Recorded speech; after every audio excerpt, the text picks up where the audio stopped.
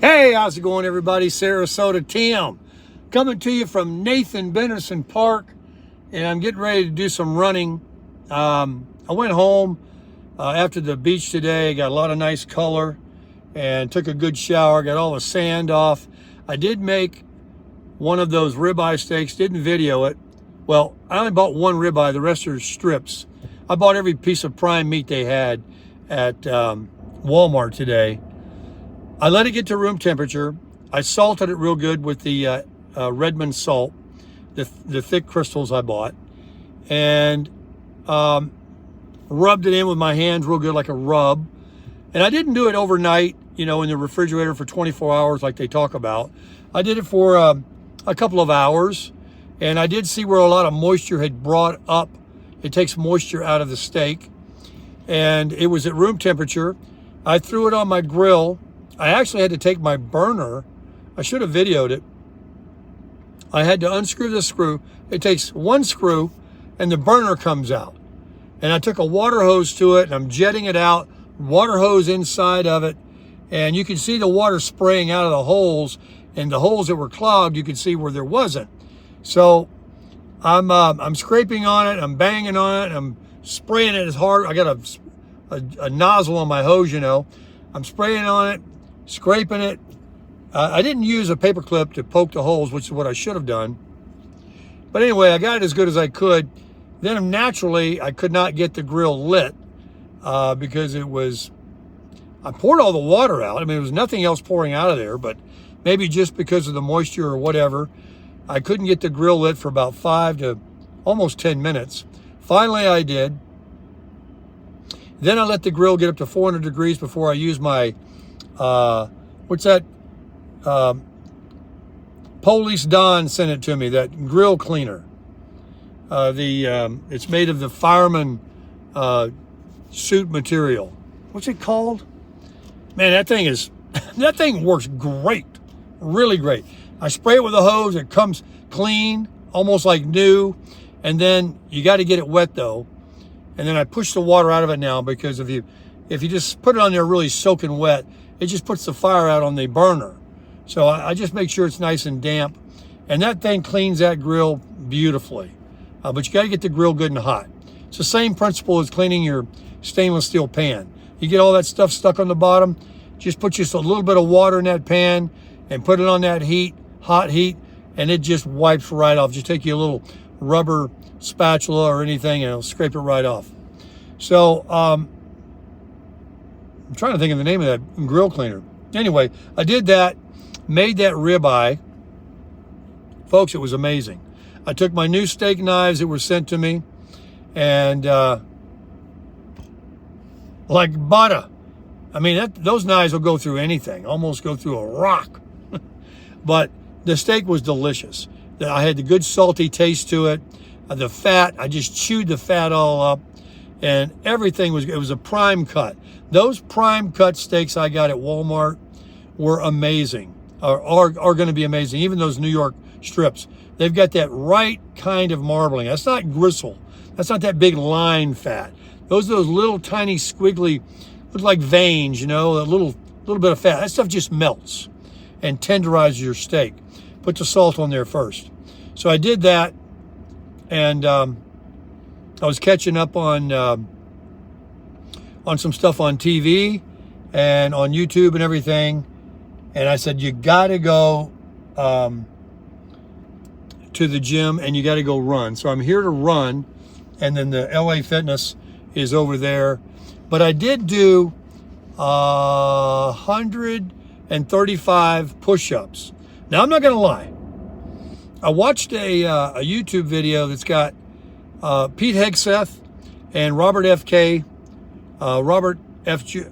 Kennedy Jr. He's 71, the guy's a beast, doing the America Challenge, where they want you to do in under 10 minutes 100 push-ups and 50 pull-ups. Now, I haven't done a pull-up in years, and a pull-up is different than a chin-up. This is a chin-up, this is a pull-up, and that takes lat muscles. Chin-ups, you're using a lot of your bicep to help you. They're easier. I don't know if I could do even one. I really don't. I mean, I know the pull-up is going to be almost impossible, but I'll try it at the gym. They got a thing to grab onto if nobody's around to laugh at me. And I won't lie to you, these push-ups that I did today, rather than going slow and going all the way to the ground, you know, like they used to always ridicule you if you didn't go all the way down, touch your chest on the floor. I just did these pumps. You know, I mean, I probably didn't go down 4 inches. But man, by the time I got to the 50th one, and then the next set, oh, man, I thought my heart was going to come out of my chest. But I recouped within 30 seconds, a minute. And I was checking myself out in the mirror, and I was looking at myself over. And I could see the chest pectoral muscles. I don't know if it does anything for the upper pecs, but I've been doing a lot of inclines at the gym to work the upper pecs, because it really looks nice on a guy when he builds his chest up and he comes out from below his collarbone out here instead of just down here and have like man boobs, which I've had from when I was carrying more weight. And they just naturally, even if you build your pecs and you don't do the upper pec, that's what builds. And you end up looking like you've got man boobs, even though they're muscle. So I'm working on the upper pec, and I'm doing this running, and I'm drinking butter in my coffee. I'm telling you, folks, I'm all about it. And I'm not going to give up. The 29th is my 3rd month. This is going to be absolutely a lifestyle for me. I'm all reinvigorated.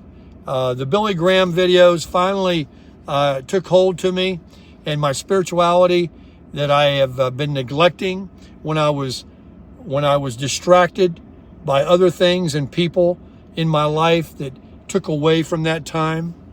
And being by myself and no excuses for my health, for my exercises, and my spiritual time to work on my mind is making me physically, mentally, emotionally, everything a better man. And so I just have to say, if you're out there and you're doing pretty good, but you could improve, then work on those categories. If you were going through a lot of stuff like I was, and we all do eventually, then that's the key, is to spend time with yourself and listening to the right things, to get that motivation, that encouragement, not from someone, but from the good Lord. Listen to those Billy Graham messages. It's an AI channel. There's about a dozen of them. I don't know where they're popping up from, but the messages are good. And they're just positive reassurance and affirmations, one after the other. And they're all biblical, because I've been in church my whole life. I've read the Bible my whole life. And I know it's not some, hocus pocus. Some people accuse like Joel Osteen as being just a motivational teacher rather than a real biblical person. I like him okay, but I don't listen to him anymore. And Joyce Meyer and those like that. Although they refer to a little bit of scripture, Charles Stanley, Billy Graham, and these, when you quote scripture after scripture and it's positive affirmations and it's from God, that's what gives me confidence. So that, you got to do it like exercise. It takes like a week to start getting your muscles, your brain muscles going. And then you remember, you listen to it over and over. That one I put a link into the other day, I listen to it daily now. That one, over and over. It's a 2-hour and 46-minute video. And the first 40 minutes was what really got me over the hump of what I've been going through in my life. And now I'm focusing on the other 2 messages that are in that. The middle one and the last one. But the first one I've heard, I keep rewinding it like 40 minutes back, and I listen to it again. I'm like, this is my life. This is what I needed to hear. And then this running, I get guilt if I don't come do it. Going to the gym, feeling taut, feeling firm, getting healthy, losing a pound or 2. Even though I kind of plateaued, I am down, feeling excellent from not having processed foods that are making me wake up in the morning or in the afternoon feeling yucky or wanting to eat every 2 hours, and eating sugar and white flour and bread and all that kind of stuff. It's a little bit, it's work. It's work. You got to do it. You got to do it. It's not easy. It's not easy being a Christian. It's not easy being healthy. It's not easy purging people from your life that are doing you no good. You know, you keep hoping and wishing, but you're beating a dead horse. You know, you keep asking for doors to open that were closed, that God's never going to open for you again. He wants you to move on. You got to wake up. Wake up to living longer. Get your Social Security at 62. Get you a little side hustle. Make you a few dollars. It keeps you young and healthy. You know, do these other things we just mentioned. And just start crushing it.